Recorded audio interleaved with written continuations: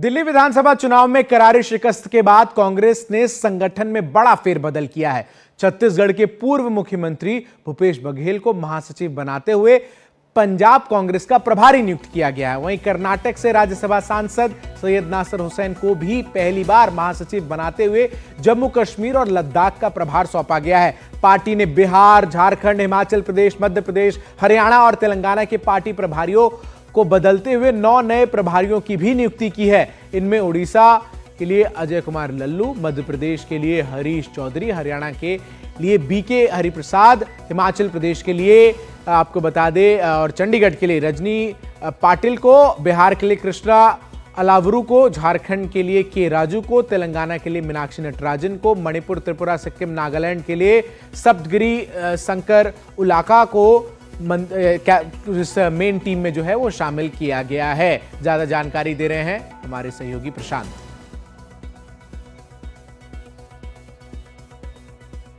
कांग्रेस के गलियारों में इस बात की चर्चा काफी दिनों से थी और अटकलें भी थी कि पार्टी में कुछ बड़ा फेरबदल हो सकता है, पार्टी संगठन में बड़ा बदलाव हो सकता है।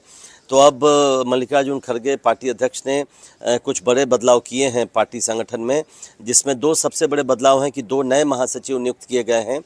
एक छत्तीसगढ़ के पूर्व मुख्यमंत्री भूपेश बघेल, उनको महासचिव बनाया गया है, और नासिर हुसैन, सैयद नासिर हुसैन जो कर्नाटक से आते हैं, राज्यसभा के सांसद हैं।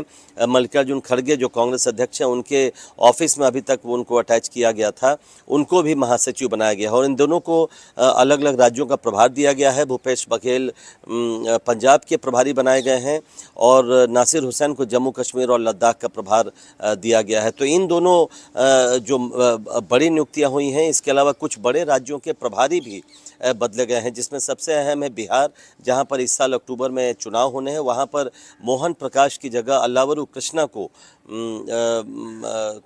प्रभारी बनाया गया है। हम जानते हैं अक्टूबर में वहां चुनाव होने हैं और वहां पर कांग्रेस आरजेडी के साथ चुनाव लड़ती आई है। तो काफ़ी अहम राज्य है बिहार कांग्रेस के नज़रिए से, और वहां पर प्रभारी बदला गया है। इसके अलावा बीके हरिप्रसाद जो कर्नाटक के बड़े नेता हैं, उनको हरियाणा का प्रभार दिया गया। हरियाणा में बड़ी हार मिली थी कांग्रेस पार्टी को और उसके बाद से ही दीपक बाबरिया जो प्रभारी थे, उन्होंने इस्तीफे की पेशकश की थी, इस्तीफा दे दिया था और उसके बाद से ये पद खाली था। तो बीके हरिप्रसाद को ये प्रभार दिया गया है हरियाणा का।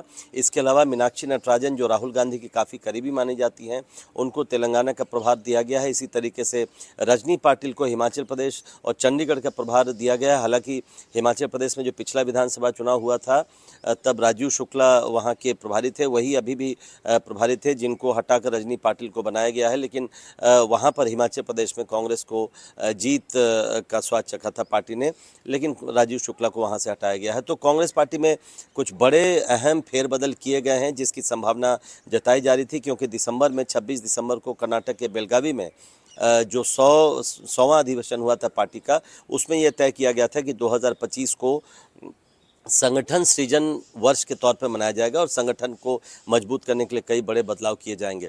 एक वजह यह भी है इस बदलाव की कि लोकसभा चुनाव में थोड़ा सा बेहतर प्रदर्शन करने के बाद पार्टी ने उसके बाद जितने भी विधानसभा चुनाव हुए हैं झारखंड और जम्मू कश्मीर को छोड़कर, सब में उसे पराजय का सामना करना पड़ा है, काफ़ी कड़ारी हार का सामना करना पड़ा है।